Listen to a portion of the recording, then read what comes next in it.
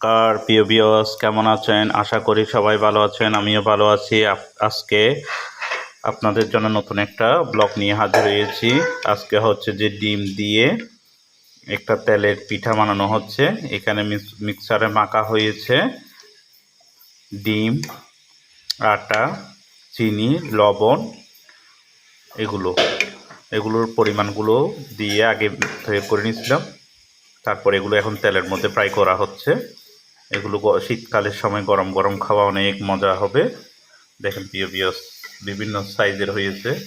এখানে আরও আছে, দেখেন অনেক রকম আরও আছে নিচে। এই হচ্ছে বিভিন্ন আকৃতি সাইজে নেওয়া হয়েছে।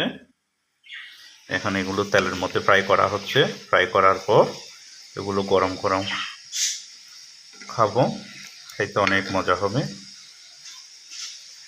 দেখতে পাচ্ছেন কি সুন্দর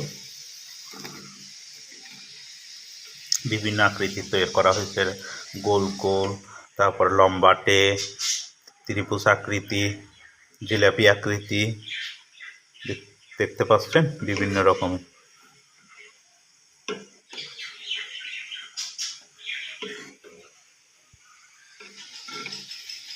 ধন্যবাদ সবাইকে।